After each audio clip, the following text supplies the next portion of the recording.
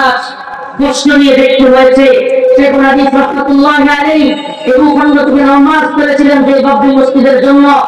আজ আমাদের সেই প্রাণের মসজিদ ভেঙে দিয়ে রাম মন্দির জোর জবরদস্তি করে রাম মন্দির করা হয়েছে।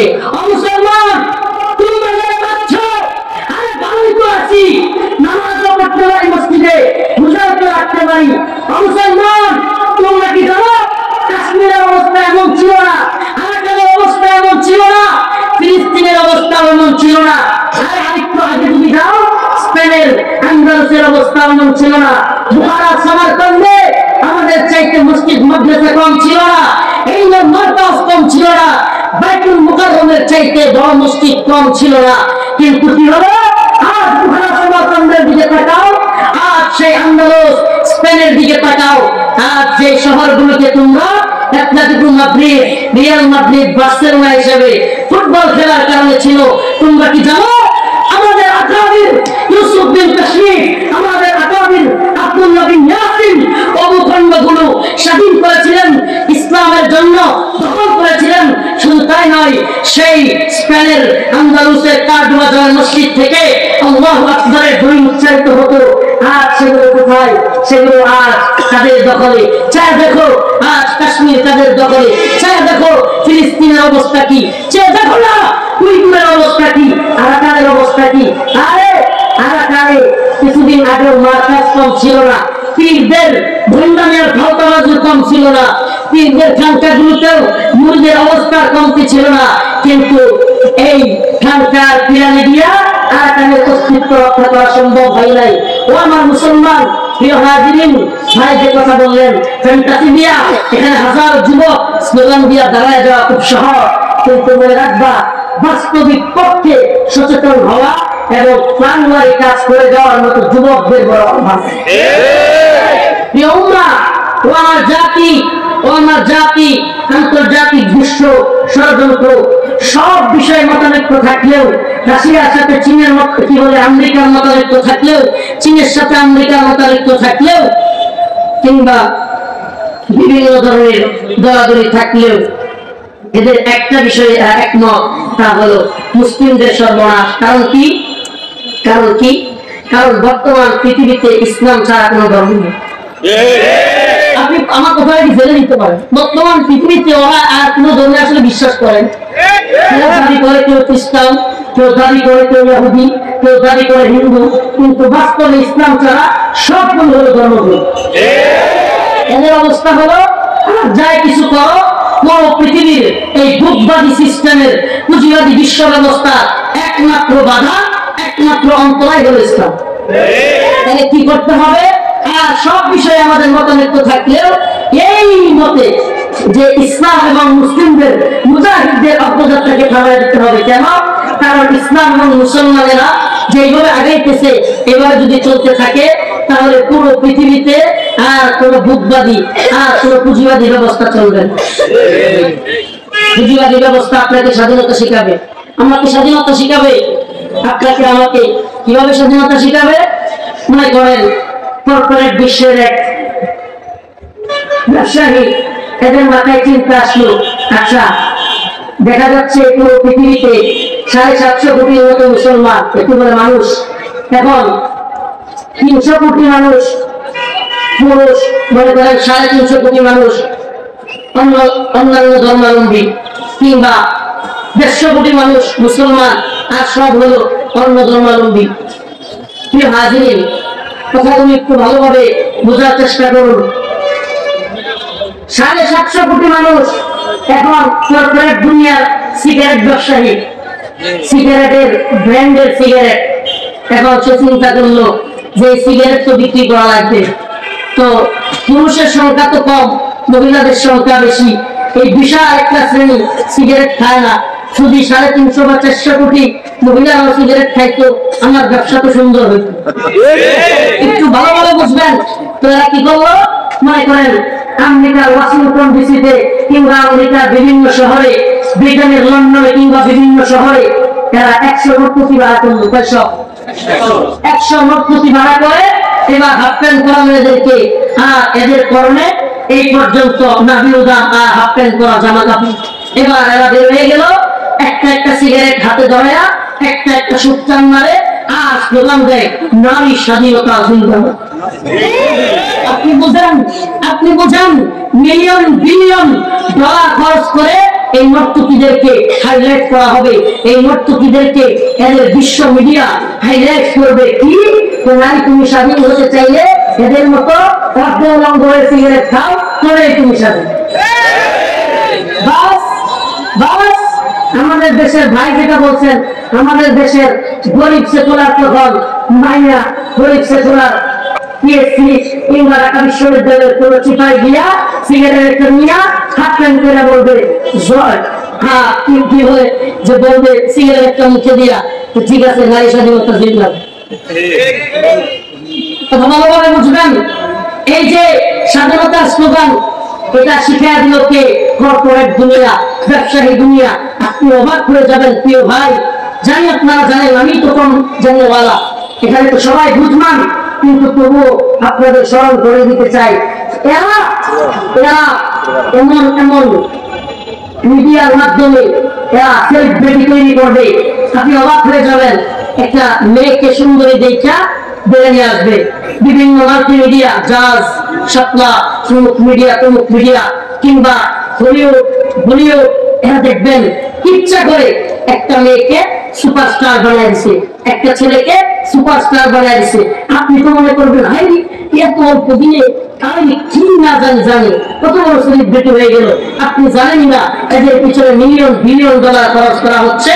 খরচ করে দিন শেষে তারা যেটা চায়, তাদের যে মতাদর্শ প্রচার করতে চায়, ওই সেলিব্রিটির কিছু প্রতিত ফ্যান ফলোয়ার হয়ে করবে, আর ওই সেলিব্রিটি দিয়া আস্তে আস্তে সমকামী এজেন্ডা, ট্রান্সজেন্ডার এজেন্ডা কিংবা নারী স্বাধীনতার নামে বেহায়া করার প্রচার ঘটায়। ভালোভাবে বুঝবেন প্ল্যানটা কি? প্রয়োজনে কিন্তু বাংলাদেশে থাকতে পারে, প্রয়োজনে তাহলে বলতে আমি বলছি 100 মত কি করে আমি আর জিতে না, প্রয়োজন 2-4টা মারা বাংলাদেশেও করতে পারে, অস্বাভাবিক না। এটা করে তারা কি করবে? বিভিন্ন মিডিয়াগুলো, এই যে ভাই যেটা বললেন মেইন স্ট্রিম মিডিয়া দাবিদার, যদি ওদেরকে মানুষ দেখবেও না শুনেও না, এরা এমন করে কি বিভিন্ন ছোট্ট টপিক নিয়ে ছোট্ট ভিডিও বানায় কন্টেন্ট চায়। এখন নর্মাল কন্টেন্ট ক্রিয়েটরদের সাথে পাল্লা দিয়ে যেহেতু পারে না, তাহলে কি করবে? গল্প কিছু সাজা। এখন মিডিয়ার মাধ্যমে বিভিন্ন পুলিশ কিংবা বিভিন্ন ঘটনাগুলো গ্রেফতার করছে, ওটা অভিনয় করে সাজায়া করে মিডিয়া চায়। আর আমি বুঝাইতে পারতেছি মিডিয়ার মাধ্যমে গল্পটা আগে মনে করেন একজনের গ্রেফতার করছে, এখন গ্রেফতার করার গল্পটাকে অভিনয় করবে, অভিনয় করে সেটা মিডিয়ার মাধ্যমে ছাড়বে, চাইয়া সেটাকে মানুষের সামনে খাওয়ানোর চেষ্টা করবে। এই নীল নকশা খুবই গভীরে, এই নীল নকশা খুবই গভীরে। আমি আপনি বুঝি নাই ট্রান্সজেন্ডার মতবাদ আজ হঠাৎ করে যেন আলোচনায় চলে আসলো। আজ কেন বাংলাদেশে আমার পরে বাব্বু মসজিদ নিয়ে আলোচনা নাই বুঝি না। তাহলে কি শেখ মুজিব রহমতুল্লাহ আলাইহি ভুল করেছিলেন? বাবরি মসজিদ যখন ভেঙে দেওয়া হয় তখন ওনারা লং মার্চ করেছিলেন, আজ আমাদের কথাই নেই। আজ বাবরি মসজিদের এই উদ্বোধন আমাদেরকে দেখতে হয়, জোর করে দেখানো হয়। আমাদের বাবরি মসজিদ ভেঙে রাম মন্দির বানায়, কলিজা ফেটে যায়। তবে হিন্দুত্ববাদী শক্তিদেরকে বলি, শুনে রাখো, তোমরা ভয় দেখায়া আমাদের কলিজার আত্মনাথ থামায় দিতে পারবা না। তোমরা কি মনে করো ভয় দেখালেই আমরা আমাদের আত্মনাথ ঢুকাতে পারবো? আমাদের কলিজা ফেটে ওই কোথায় বের হবে যেটা আমরা আল্লাহ বলেছেন, আল্লাহ মাসাজিদা লিল্লাহ, এই মসজিদসমূহ আল্লাহ যারা ভেঙে দিলে এদের হাত আমরা মুসলিম হিন্দের মাধ্যমে বেচুরমার করে দিয়ে আমার বাবরি মসজিদ প্রতিষ্ঠিত হবে ইনশাআল্লাহ।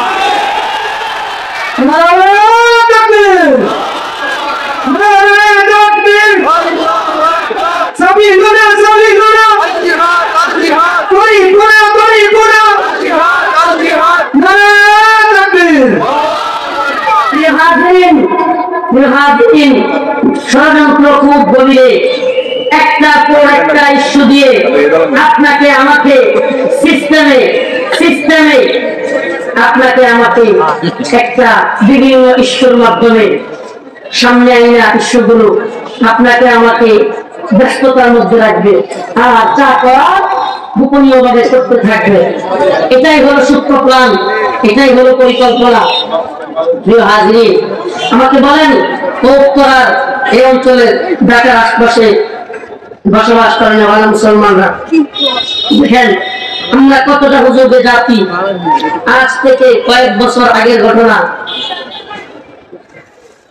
এই টাঙ্গাইলের পরের জেলা সিরাজগঞ্জে সাহেল সিদ্দিকী নামে, আপনাদের মনে থাকবার কথা, এক মেয়ে হঠাৎ করে খুলে গেছে।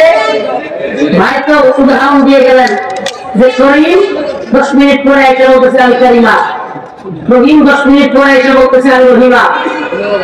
এই উদাহরণ আরো ষড়যন্ত্র উদাহরণ। সিরাজগঞ্জের উল্লাপাড়ায় সাহেল সিদ্দিকী না কি নামে এক মেয়ে হঠাৎ করে কি হয়ে গেল, ছেলে হয়ে গেল। আর আমরাও কত হুজুগে জাতি, ওই মাইয়ারা দইলাই না স্টেজে বসে বয়ান শুনি। বাহ, আপনি আমি চিন্তাও করতে পারি না এটা এজেন্ডাবাদীদের প্ল্যান কত গভীরে ছিল, এই সমকামী এজেন্ডা কত গভীরে। আপনাকে বলি এদের প্ল্যান এত সূক্ষ্ম যে এরা প্রথমে এই সমস্ত বাজে কাজগুলোর ব্যাপারে সিম্পেথি তৈরি করবে। কি সিম্পেথি? এই সিম্পেথি কিভাবে অর্জিত হবে? মনে করেন একটা ট্রান্সজেন্ডার কান্নাকাটি করতেছে, ভিডিও দিতেছে, আমার মেয়েদের মতো থাকতে ভালো লাগে, আমি ছেলেদের সাথে থাকতে পছন্দ করি না, আমার চেহারা মেয়েদের মতো, আমি চাই আমার ছেলেদের সাথে আমাকে থাকতে দেওয়া হোক, আমি ছেলেদেরকে বিয়ে করতে চাই। বুঝেন, মানে একটা সিম্পেথি অর্জন করার জন্য এরকম অভিনয় করে করে যে এটা আমার আল্লাহ প্রদত্ত বা প্রকৃতি, তাদের ভাষায় প্রকৃতিগত ভাবে আমি হয়েছি, এই সেই একটা ভিডিও মনে করেন ছাড়লো, কিংবা একটা নাটক সিদ্দিক দিয়া ছাড়লো। কথা ভালো করে বুঝেন, সিদ্দিক এলাম শুভ্র, এটা দইয়া যেহেতু তুই হয়েই গেছিস ট্রান্সজেন্ডার, এটার সামনে কেটে দেওয়া দরকার। এগুলো যেগুলো করে আমরা কিছু পারি বা না পারি, এই বইগুলোর ওই কি বলে আসিফ মেহতাব ওনার মতো, আর আমরা কিছু পারি বা না পারি, আমরা হুট করে রাষ্ট্রের সব পলিসি চেঞ্জ করে ফেলতে পারবো না। যেহেতু ওই ঐতিহাসিক কথার মতো বলতে হয়, ভাই তো গিয়া একটা একজন বলে আসছে, কারণ মুজার ভাই বললো যে একজনকে গিয়া বুঝাইতে বলছে। আমি তো বলি ভাই ওই সেই ঐতিহাসিক কথা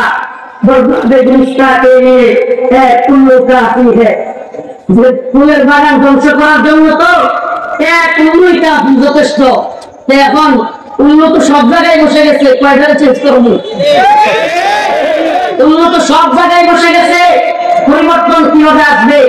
প্রিয় হাজিরিন, উন্নত এমন ভাবে বসছে যে সব জায়গায় এমন ভাবে দানা গাচ্ছে, এমন ভাবে বাসা বাঁধছে যে আমাদের এখন অবস্থা হলো এই একটা প্রচলিত কথা আছে, সব জায়গায় ব্যথা, সারা অঙ্গে ব্যথা, মরণ দিব কোথা। এটা যেন এই দেশের, এই রাষ্ট্রের বর্তমান সবচাইতে বড় হাকিকত। এর চাইতে এক কথায় আর বোঝানোর উপায় নাই, সারা অঙ্গে ব্যথা, মরণ দিব কোথা। শিক্ষা খাত বলেন, স্বাস্থ্য খাত বলেন, অর্থনৈতিক খাত বলেন, কোন সেক্টরে আপনি কথা বলবেন, তবে হ্যাঁ, যে খাতটাকে ধ্বংস করলে ঘাস বানানো যায়, ঘাস। স্বাস্থ্য খাত ধ্বংস হলে কিছু মানুষ মারা যাবে, কিছু তো জীবিত থাকবে। কথা বলেন, অর্থনৈতিক খাত বন্ধ হলে কিছু মানুষ তো অন্তত খেয়া করে জমারে হোক, নিজেরা কি বলে একটা কিছু খায়া হলেও দেশ যেহেতু আছে, মাটি যেহেতু আছে, কিছু লাগে খায়া হলেও কি করা যাবে? বাঁচা যাবে। শিক্ষা খাত ধ্বংস হয়ে গেলে মানসিক দাসত্ব তৈরি হবে, আর মানসিক দাসত্ব থেকেই আজকে দাসত্ব শুরু হয়ে যাবে। আপনি কি মনে করেন ইস্ট ইন্ডিয়া কোম্পানি ভারতবর্ষে এসা এইভাবেই আমাদেরকে 200 বছর শাসন করতে পারত যদি আমাদের মধ্যে কিছু দাস তৈরি না হতো?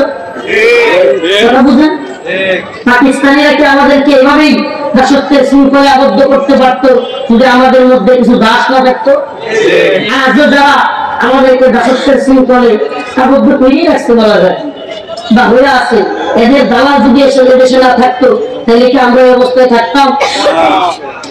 ভাই সবকিছু আর বলতে পারবো না, কথা বুঝতেছেন? বলে বলতেছি এই যে দাসত্বের শৃঙ্খলে আবদ্ধ আছি, এই অবস্থাগুলোর পিছনে আমি কিশোরগঞ্জের এক প্রোগ্রামে বলেছিলাম যে সকল সেক্টরে চান্সের অভাব নাই, রামসামিকে যদি নোবেল পুরস্কার দেওয়া হতো, বাঙালি 100 সিরিয়ালের মধ্যে একটা সিরিয়াল বিশ্বের কাউরে দিত না। বিশ্বাস করেন, 100 সিরিয়ালের একটা সিরিয়াল বাংলাদেশের কাছ থেকে কেউ কেড়ে দিতে পারতো না। তেলবাজিতে আমরা এত বেশি পটু, তেলবাজিতে হেরিফ বাবারে বাবা, মাহফিলের মঞ্চগুলোতেও এমন এমন তেলবাজি, আইরে আল্লাহ। বিশ্বাস করেন, হ্যাঁ মনে করে বুঝুর্গ মনে হয় খুব খুশি হয়। বিশ্বাস করেন, সাতকারিতা তেলবাজি আমরা জানি এগুলোর দৌড় হলো সামনে আসি তো জি হুজুর, পিছনে গেছি তো নাতি মশাই। এইগুলো নিয়ে কাম নাই। বড় প্রিয় যুবক, তোমাদেরকে বলে যাই, প্রিয় ভাইরা আমার, বন্ধুগণ আমার, হুঁশিয়ার হও, সাবধান হও। ইসলামের শত্রুরা বড়ই হুঁশিয়ার, তোমার আমার সাবধান হওয়া বড় জরুরি। এই মুসলিম উম্মাহ এই ভূখণ্ডের ইসলাম এবং দ্বীনকে রক্ষা করতে হলে অবশ্যই অবশ্যই কোরআন সুন্নাহর মত অনুযায়ী চলতে হবে। আরে ভাই, তোমাকে বুঝতে হবে কার্ল মার্ক্সের আদর্শ, লেনিনের আদর্শ আমার আল্লাহর নবী কিংবা তার সাহাবায়ে কেরামের আদর্শ নয়। কার্ল মার্ক্সের আদর্শ, কার্ল মার্ক্সের চেতনা আমার আল্লাহ এবং তার রাসূলের কিংবা সাহাবায়ে কেরামের নয়। লেনিনের আদর্শ আল্লাহ এবং তার রাসূলের, সাহাবায়ে কেরামের নয়। জর্জ বুশ, আব্রাহাম লিঙ্কনের আদর্শ আমার আপনার রাসূলের কিংবা সাহাবায়ে কেরামের নয়। এই তন্ত্রমন্ত্রের চেতনা, তন্ত্রমন্ত্রের আদর্শ দিয়া ইসলাম পুরো পৃথিবীতে 1 ইঞ্চি বিজয় হয় নাই, হবেও না ইনশাআল্লাহ। সুন্নাহ ইনশাআল্লাহ ইসলাম যদি বিজয় হয়ে থাকে আবার হবেও, এটা হলো দাওয়াত এবং জিহাদের মাধ্যমে। কথা ভালো করে বুঝো। কেউ যদি বলে ভয়ে বাংলাদেশকে আফগানিস্তান বানাতে চাও, আর তুমিও ভয় পেয়ে গেলে, মনে রাখবা আপনাদের চেতনা লালন করো, আমাদের চেতনা লালন করো, দিন বিজয়ের স্বপ্ন দেখো। আফগান আমাদের ভয়ের ইতিহাস নয়, ফিলিস্তিন আমাদের ভয়ের ইতিহাস নয়। ফিলিস্তিন আফগান মুসলিমদের শিকল ভাঙার ইতিহাস, শিকল ভেঙে স্বাধীনতার ইতিহাস হলো আফগান ইতিহাস। আজকেও বলে দিল আফগান বানাতে চাও, আর তুমিও সাথে সাথে দলীয়তাগুলো নিয়ে হাজির হলে তুমি বুঝো না ভয়ে আফগানিস্তানের ইতিহাসকে খাটো করতে চায়। আরে আফগানিস্তানে 48টা রাষ্ট্র নেতৃবন্দারি, যারা 48টা রাষ্ট্র, কয়টা? 48টা রাষ্ট্র সামরিক ভাবে সংযুক্ত হয়ে সুপার পাওয়ার সাজতে চেয়েছিল। রাশিয়াকে যখন পিটানি দিয়া আফগানিস্তানের মুল্লারা শেখ আব্দুল্লাহ আজম, শেখ মোল্লা ওমর রাহিমাহুল্লাহ সহ বড় বড় মুজাহিদরা, বাংলা থেকে মুজাহিদরা গিয়ে রাশিয়ার সোভিয়েতকে ভেঙে খান খান করে দিল, লেজ গোটায় রাশিয়া পালালো। নতুন মরণ ভাবছিল পাকা গজায় না, পাকা গজাইছে, পাকা গজায় ভাবছিল আফগানে আয়সা এরা দাসত্ব করাবে। এরা জানে না ইংরেজরা 200 বছর এই উপমহাদেশ, এই অঞ্চল শাসন করেছে ঠিক, কিন্তু আফগান জাতি, আফগানের পালোয়ানদেরকে দাসত্বের শিকলে বাঁধতে পারে না। সেই ইংরেজ ফিরিঙ্গিরা 200 বছর অঞ্চল শাসন করিলেও তাদেরকে দাসত্বের শৃঙ্খলে আবদ্ধ করতে পারে নাই, আসলেই নাই। যাদের কাছে আসলে কি মায়, হ্যাঁ আপনি বাংলাদেশে বসে সে আফগানিস্তানের ইতিহাসকে খাটো করেন, আফগানের ইতিহাসকে ছোট করে দেখেন, আফগানের ইতিহাসকে লজ্জা মনে করেন, ভয়ের মনে করেন। প্রিয় হাজিরিন, বলতে চাই আমাদের আফগানের ইতিহাস বিজয়ের ইতিহাস। আফগানের ইতিহাস এমন ইতিহাস, মুসলিমরা সেই বদরের পরে সবচাইতে বেশি যেটাকে নিয়ে গর্ব করার মতো আমি মনে করি সেটা আফগানের বিজয়। আফগান এমন এক জাতি, আফগান এমন এক মারা তাদের সন্তানদেরকে জন্ম দিয়েছে যে সন্তানেরা তুমি আমি বাঁচতে পছন্দ করো, এরা আল্লাহর জন্য, দিনের জন্য শহীদ হতে পছন্দ করো। তুমি বিছানায় পড়া পুর খাইসা মরতে পারলে তুমি মনে করো বিশাল সফলতা তোমার। তুমি মনে করো পা টিপার মুড়িদ একজন, কিংবা তোমার ভক্ত একজন, মাথা টিপার একজন, হাত টিপার একজন, পা এনে দেওয়ার একজন, নেওয়ার একজন, মুন্ডি করে দেওয়ার একজন, তুমি ভাবছো তুমি বিশাল সফল। মনে রাখবা কাগজ সালেনবা দিনের তারক গ্রাহকদেরকে কখনোই সুখে থাকতে দেয় নাই। আজ কিভাবে সুখে থাকবো আমরা বলেন? এটা আমার কথা না, বুখারী মুসলিমের হাদিস বলেন। খালিদ রাদিয়াল্লাহু আনহু যখন রাসূল সাল্লাল্লাহু আলাইহি ওয়াসাল্লাম সংক্ষিপ্ত বলছি, আল্লাহ রাসূল সাল্লাল্লাহু আলাইহি ওয়াসাল্লামকে নিয়ে ওয়ারাকা ইবনে নওফলের কাছে গেলেন। আল্লাহ নবী সাল্লাল্লাহু আলাইহি ওয়াসাল্লাম জিবরাইল আলাইহিস আমিনের সাথে ইকরা করেন এভাবে চাপ দিলেন 3 বার। তখন রাসূল কিছুটা ঘাবড়ে গিয়া ঘরে আয়েশা খাদিজা রাদিয়াল্লাহু আনহাকে যখন বললেন আমাকে কম্বল দাও, তখন খাদিজা রাদিয়াল্লাহু আনহা আল্লাহ রাসূল সাল্লাল্লাহু আলাইহি ওয়াসাল্লামকে ওয়ারাকা ইবনে নওফল খ্রিস্টানদের একজন বড় পণ্ডিত, যে কিনা ইনজিলের লেখক ছিল, অনুবাদক ছিল, ইনজিল অনুবাদ করতো, সে খুব জ্ঞানী ছিল। সে যদিও অন্ধ হয়ে গিয়েছিল কিন্তু খুব বিচক্ষণ ছিল। সে যখনই রাসূল সাল্লাল্লাহু আলাইহি ওয়াসাল্লামকে নিয়ে গেল চিনে ফেললো। রাসূল সাল্লাল্লাহু আলাইহি ওয়াসাল্লামের কথাগুলো শুনে সে চিনে ফেললো। আর সে বলতে লাগলো যে এই যুবক আগামী দিনে এই যুবকের পরিবারের, যুবকের পুত্রের লোকেরাই এই যুবককে তার বাড়ি থেকে বের করে দিবে। আল্লাহ নবীকে চিনে ফেললো ওয়ারাকা ইবনে নওফল। আরেকটা কথা বলেছিল, সেই কথাটা বলবার জন্য আমি এই কথাটা বলেছি। ওয়ারাকা ইবনে নওফল তার যে একটা কথা বলেছিল যে এই যুবক যদি জীবিত থাকে, এই যুবক যদি আগামী দিনে আমিও যদি যুবকের সাথে বেঁচে থাকি, যৌবন আমার থাকে, এই যুবকের জন্য আমি জানমাল কুরবান করব। খাদিজা রাদিয়াল্লাহু আনহার চাচাতো ভাই ছিল ওয়ারাকা ইবনে নওফল।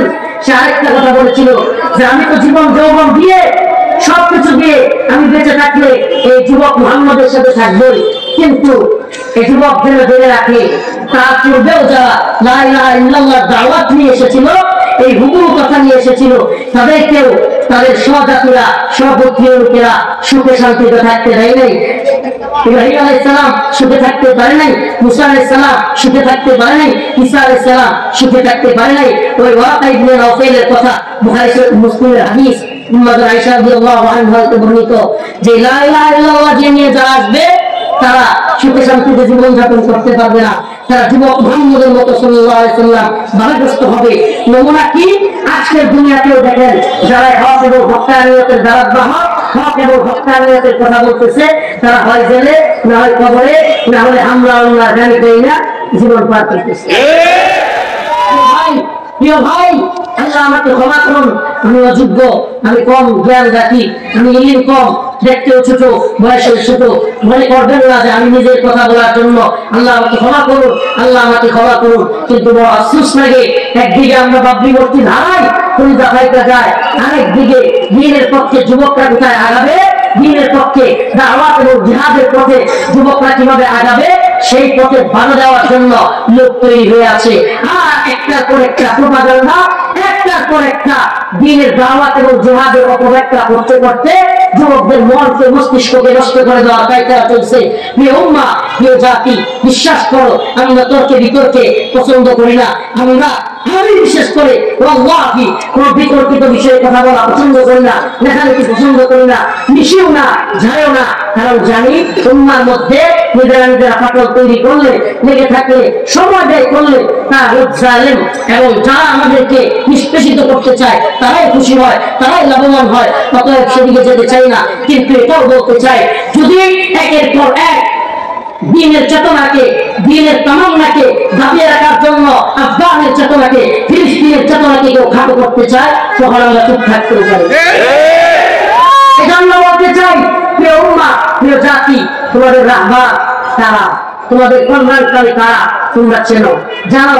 তোমাদের কারা কল্যাণ চাই আর কারা দিনের গভীরে হুঙ্কার দিয়ে, চিৎকার দিয়ে, রাতের গভীরে আঘাত করে পকেটে কিছু করলে, পেটে কিছু বললে চুপসে যায়। এটাও ছিল চেনার দরকার আছে, জানার দরকার আছে। প্রিয় উম্মাহ, আমরা আর তোমাদেরকে ভেঙে ভেঙে বলে দিতে পারবো না। কেন বলতে পারবো না?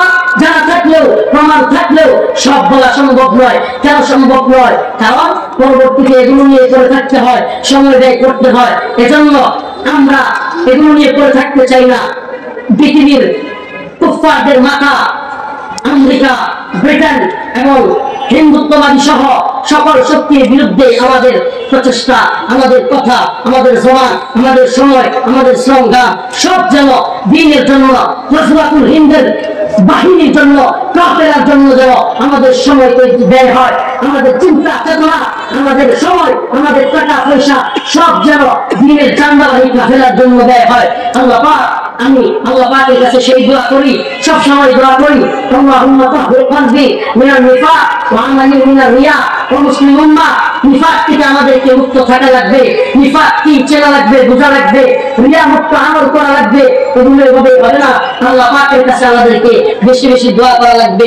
প্রিয় হাজিরিন, তবে একটা আশ্বাস দিয়ে যায়, একটা আশ্বাস দিয়ে যায়, মুসলিম উম্মাহ, আল্লাহ পাকের একটা সুন্নাহ হলো মুসলিম উম্মাহকে আল্লাহ কখনোই 100 বছরের উপরে, এটাই ইতিহাস বলে, 100 বছরের উপরে আল্লাহ পাক মুসলিম উম্মাহকে লাঞ্ছিত করেন নাই, করেন না। 1924 খেলাফত উসমানের পতন হয়েছে, 2024 আগেই আসলামে বিজয় হয়ে গেছে। আলহামদুলিল্লাহ, সুম্মা আলহামদুলিল্লাহ।